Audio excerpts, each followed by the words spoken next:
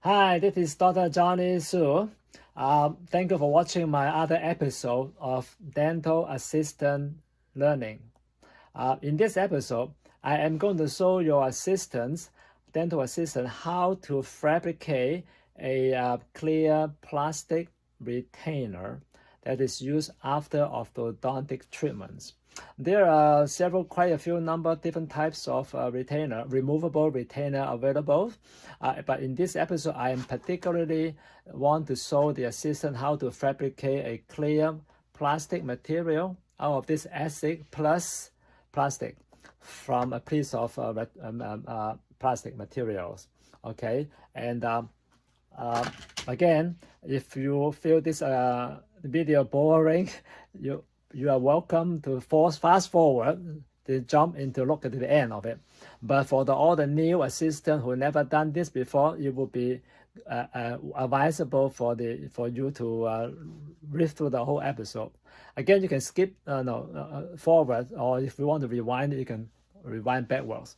So without further saying, I'm going to jump into telling you what material do you need.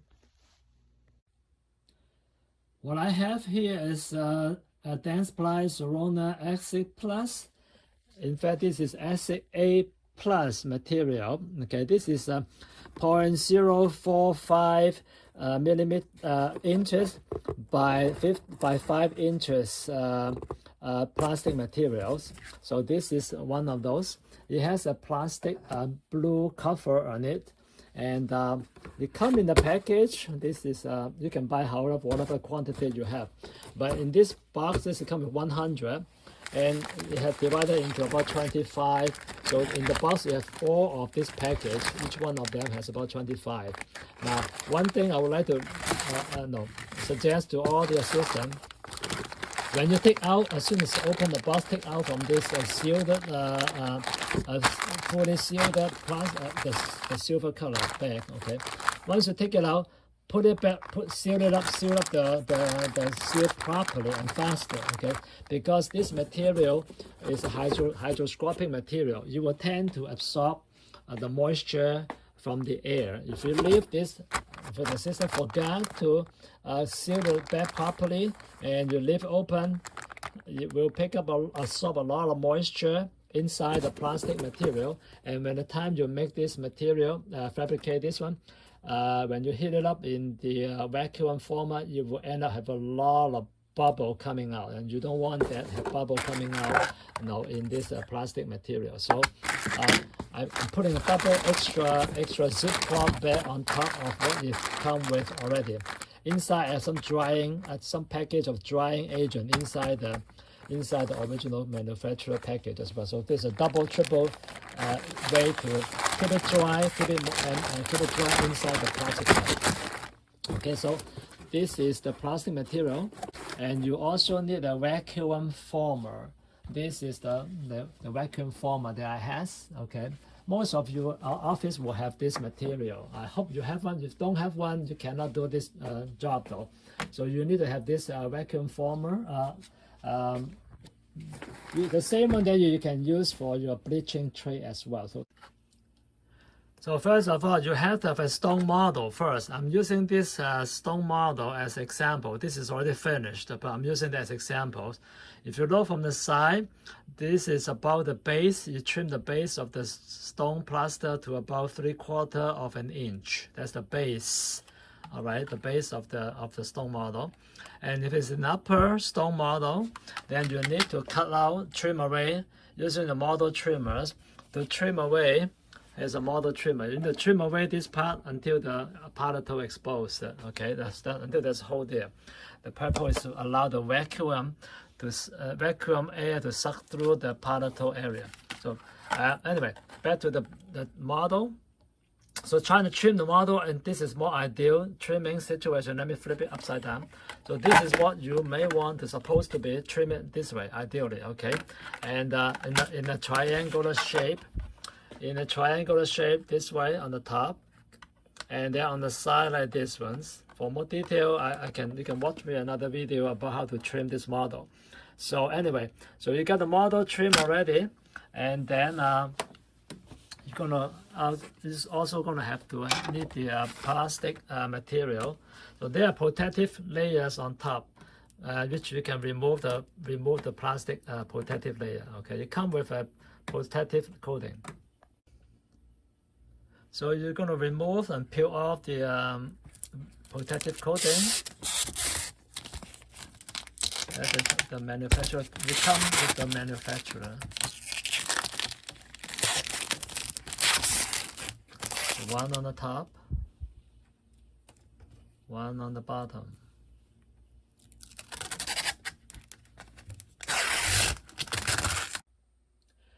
This is how the thermoplastic material looks after you remove the clear protective coating.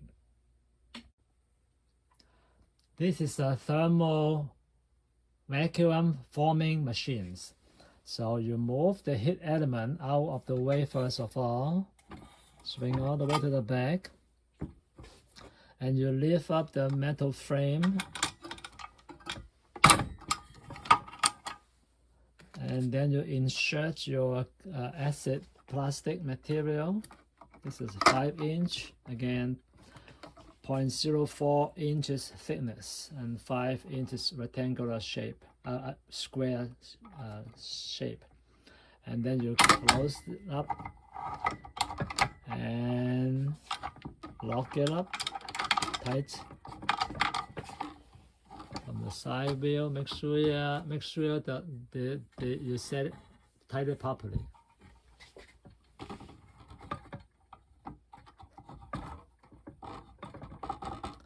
And then you turn on turn the heating element back, right line up here, and you can see underneath this is a two heating coil underneath the heating element. So, and then you're going to raise this frame up.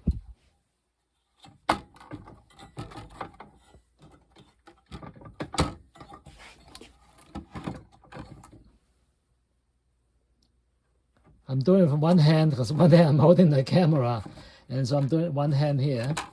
But if you are doing, you can hold on both handle here and the handle on the other side. Both hands, lift it up the handle here and the handle there, and then pull it up. Okay, when you do it both hands, it's supposed to be. So you lift it up this way. Don't put your hand underneath, of course. If it's hot, don't put it underneath. Just using the hold on the handle, pull on the handle on both sides, lift up simultaneously. I'm going to explain a little bit first before I turn up the heat element. In this machine, the heat switch is here. Once I turn on the heat switch, then the heating chamber here, I turn sideways. This will turn up hot. And typically you want to wait until the plastic material there drop down to about between 1 1/4, 1.5 inches from here, from the side, looking from the side view. Okay, you will see in a moment, but I'm just explaining to you first, because once I start the process, I will not be explaining to you too much, because the vacuum, I will turn the vacuum on, you'll be very loud at that time. So I'm just explaining to you ahead of time. But watch under from this area. Watch, and when the heat coming down, the plastic will drop down like a dome shape here. So wait until when you see the plastic material drop down to about 1.5 inches, not more than 2 inches. So put 1 and about 1.5 inches. Then you will need to immediately turn the vacuum on, and then your system will have to hold on to the handle on both sides, one on here and one over here, and push it down. So when you push that, you will drop the entire metal frame together with your softened plastic material. It will drop over the cast model here. All right, so it will drop over there, and of course, you turn this vacuum on first before you drop this whole frame down. Okay, so I'm going to put the camera down, and I'll perform this so you can see the process. So I'm turning on the heater now,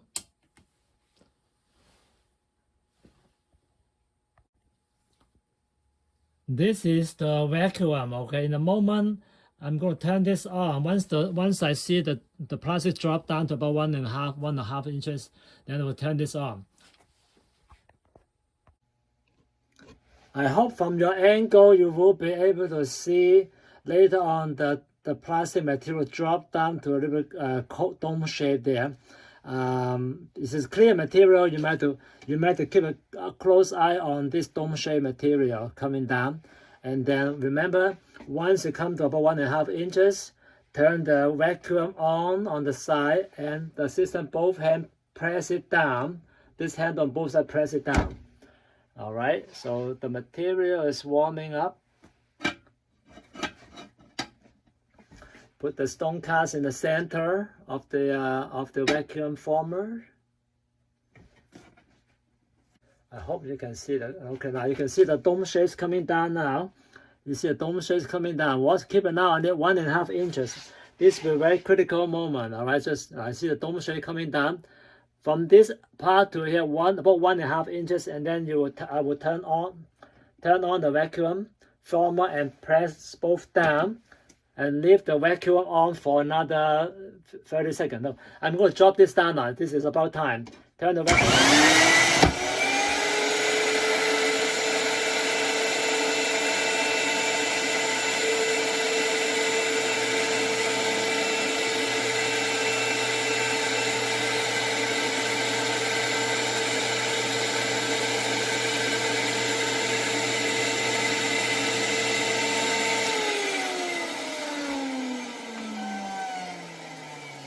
So you feel free to repeat that process. This is a very quick moment. So I repeat that sort of like as soon as before the vacuum on. All right. So as soon as the material drops, soften that drops to about 1.5 inches. What I did is I remove this out of the way, remove the heat element out of the way, and you saw that I dropped this down out of the way. Drop the metal frame down both hands. Heat element now. And then let the vacuum run on for about 20-30 seconds, and then you can turn it off. So this is the process. Now you can release this metal frame that clamps or hold the plastic material down, and then lift it up. This, of course, this is already cool already. Lift it up and take this out. So this is your vacuum forming machines, and this is your clear plastic material, the front and the back of it.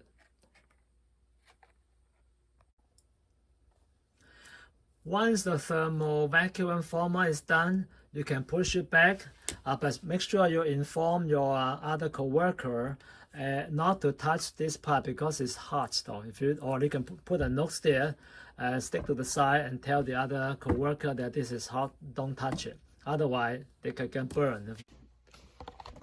Now, there's a couple of ways you can cut this out, and you can use a thermal heating knife that you can go around the gum line and trim all the way around.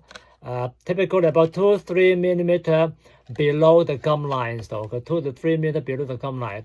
Or you can use a round burr. I'm going to show you how to use a round burr on the lead motor machine to trim it. So without further say, I'm going to show you how you draw the cutting line. Again, about 2 or 3 millimeters.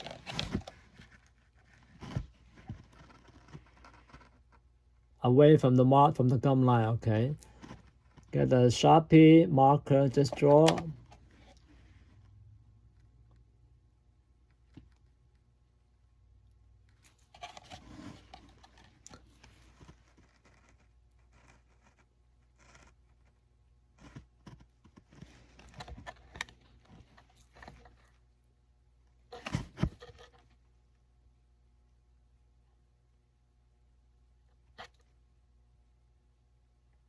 Even I would even say about 5 mm away from the margin. Why? Because you can use your acrylic burr later on, the lab acrylic burr, to trim away the extra plastic material. But if you draw it too close, if you trim it too close, and that wouldn't allow you too much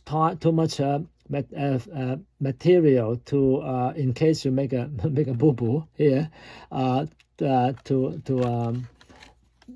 not enough material to correct the mistake.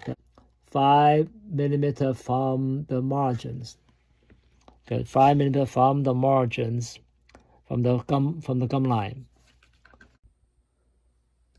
So this is how I draw the using a black Sharpie marker to draw a line, the black ink, a line around the gum line about 5 mm all the way around. Okay, as you can see on the palatal sides, about 5 mm away from the gum line on both sides all the way around. Up to here. Now I'm using a number 8 slow speed round burr here. I'm going to put this onto my laboratory motors. All right.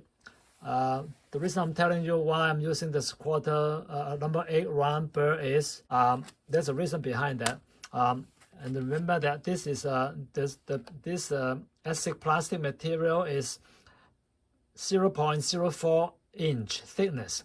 So it's almost a little bit under 0.05 of an inch, right? And your number 8 round burr is about 1/10 of an inch, a little bit less than 1/10 of an inch. So when you're using this burr to trim on the margin, you don't need to put the whole burr in through the plastic material, because the diameter of the slow speed will be almost twice as thick as the plastic material. So all you need to do is only bury half of the number 8 round burr. Okay, when you trim it, you bury about half of the round burr into it, and you will go through the plastic material. A common mistake the assistant make is they bury the whole burr through it, and at the end, I'm not sure if you can see it okay here or not. All the plastic material will get stuck onto the shank of the burr, and it's really kind of hard to scrape it off as well too. You can scrape it off or you can burn it off, but that's not the purpose. No. I'm using a laboratory motor to trim the retainer out from this model. If you do not have your lab motor drill, the slow speed profi motors that you guys do the profi, ask them first. Ask your boss first and see if you can use that to trim the plastic retainer. He will probably better let you know what is the best tool to use. Okay, so I'm using my lab motor here to trim the plastic. I'm going to trim this plastic. You can watch the entire process, or you can fast forward too. Okay, so feel free to do so.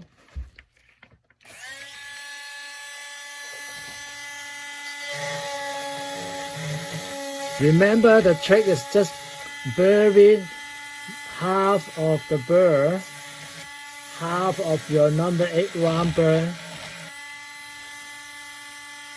into the plastic material. You don't have to put the whole number 8 burr into it though, all right?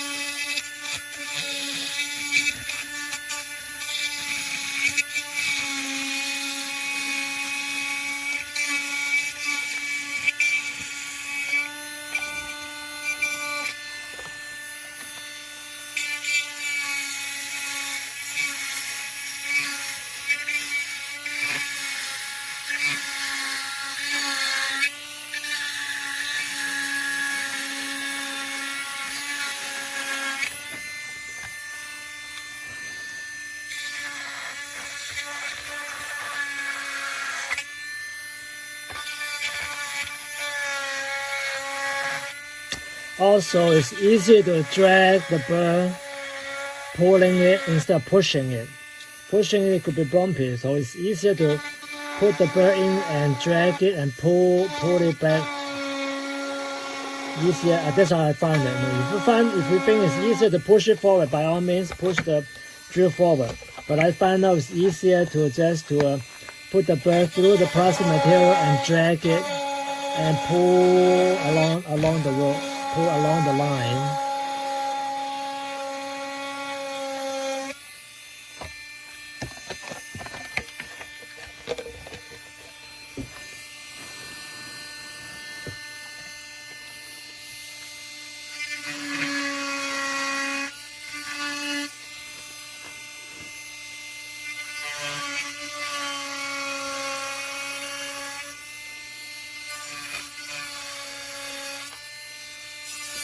Again, just stay about half of the burr. Okay, just about half of the burr, the diameter I'm talking about. Bury half the burr into the plastic material, and that's all you need. You do not need to put the whole burr through the plastic material to cut it through. You know why? Again, I explained earlier.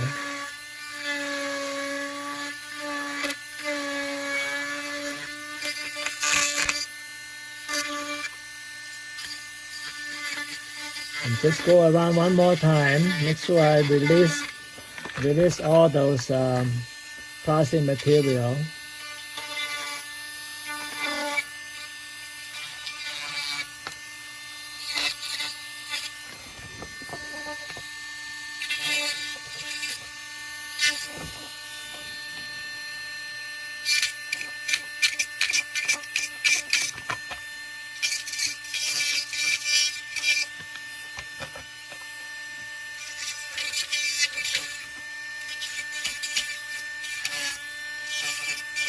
If you have a laboratory knife, a hot laboratory knife, the electric one, you can heat up your laboratory knife ahead of time and use the hot knife to cut it out too. Okay, I know some of the office they use that, so that's the part of it. Once you finish trimming off the material, you can use your buffalo knife. Most dental office will have it, or just your regular laboratory knife to pry on it. Okay, use a laboratory knife to go around the edges and pry it opens. Okay.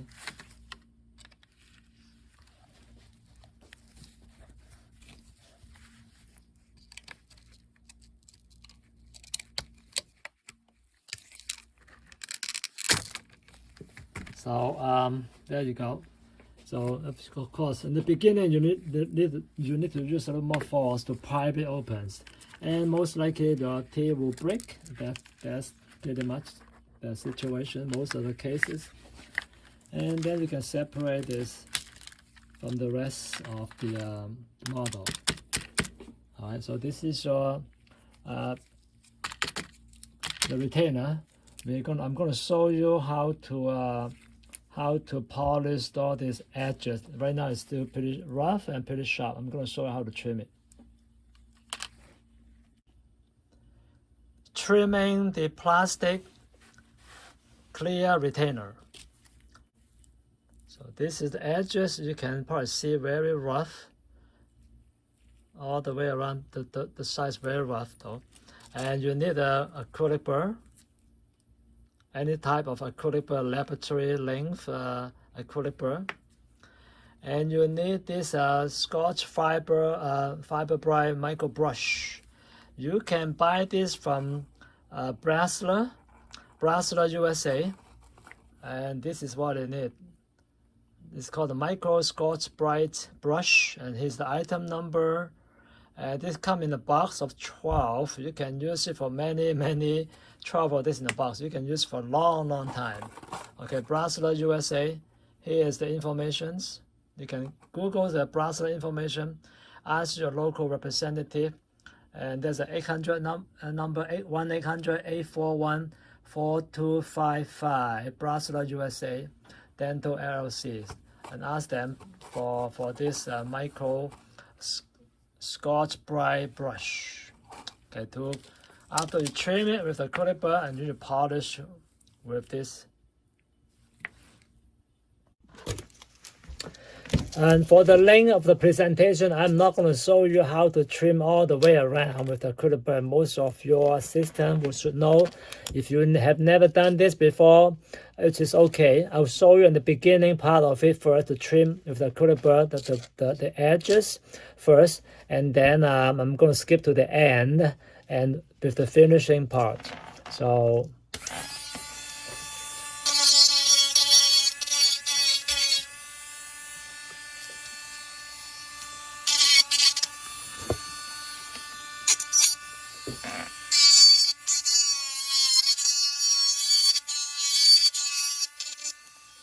basically, you trim the edges to about 1, maybe 2 millimeters from the gum line, from the free gingival margin, the gum line. That's why in the beginning, I would like you guys to leave about 5 millimeter space from the gum line so you can trim off. If you're getting too close to it, by the time you use the number 8 round burr to trim it, you may accidentally cut into the margin of the margin of this retainer there, okay? So leave yourself a little bit more space. You can come back and cut back. You can cut back the edges, the border of the tray to where you want it to be.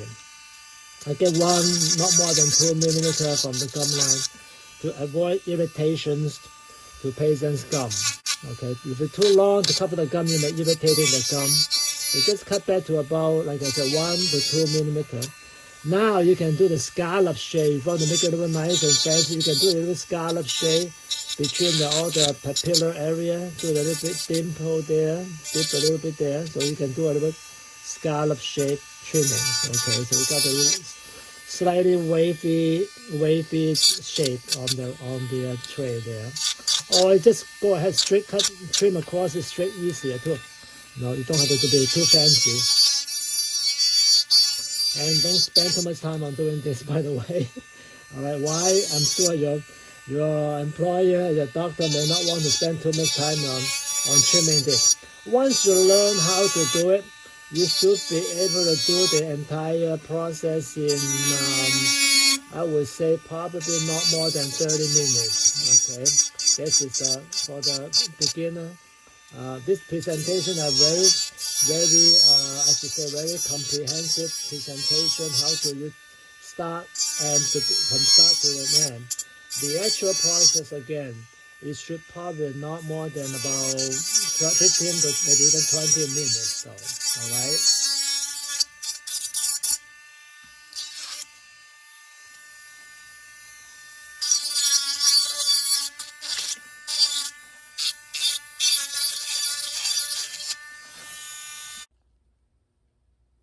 So the border of this clear retainers is pretty much trim it out now, so you can see that. All right, so there's no more all this little fiber material hanging on the border, and I'm going to show you how to use the brushless soft bright brush to polish it.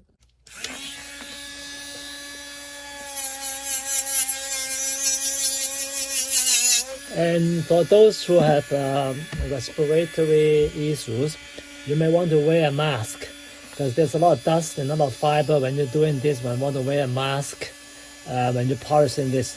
Otherwise, you might be inhale all this little microparticle plastic material. All right. Again, you can brush from the outside in the tray tight. Just gently brush across the border, the edge. Go vertically, okay? Go vertically. Again, you can do horizontal, but I prefer to go vertically this in the beginning. Vertical, perpendicular to the border. You can come back later and do the horizontal this way. No, but vertically, perpendicular to the border first of all. Again, I'm not going to go over the whole entire process. You can skip through. I'm going to skip through it until the end. If you want to review it, you can go back and review it. Okay. The key thing is go perpendicular to the chain to the border.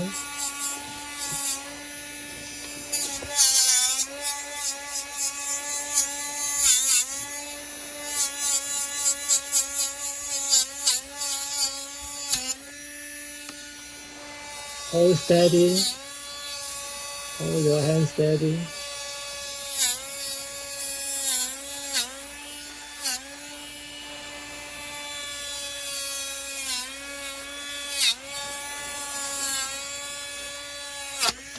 Just for illustration purpose, we can see it clearly. Now I'm going to just go a little bit horizontally along all the edges now.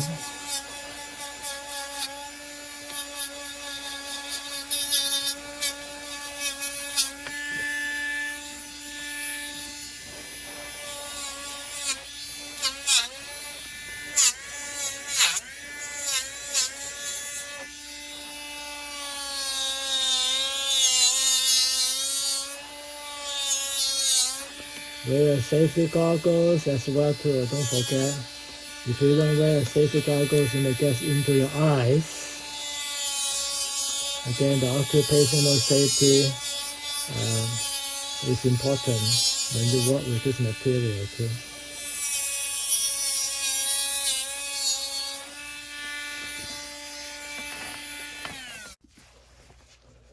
Once you finish polishing with the Scotch-Brite brush, you can run your fingers along the entire border, and see if anything feel like sharp to your fingers, to your hands. Okay, so rub against on the edges. Use your thumb, the finger, and see if you feel anything sharp. If you can feel something sharp, guess what? When you put in the patient's mouth, tongue will feel sharp, and the cheek will feel sharp as well too. So make sure you run the finger all the way around the tray, and make sure there's no sharp edges.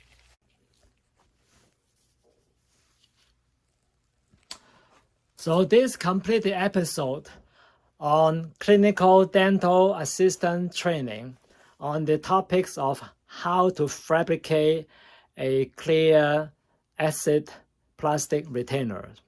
And feel free to leave me any comment. And if you like this episode, please feel free to click the button below, and always find way I can help to improve my teachings as well too. Until next time, we'll see you in the next episode. Thank you for watching. God bless you. Goodbye.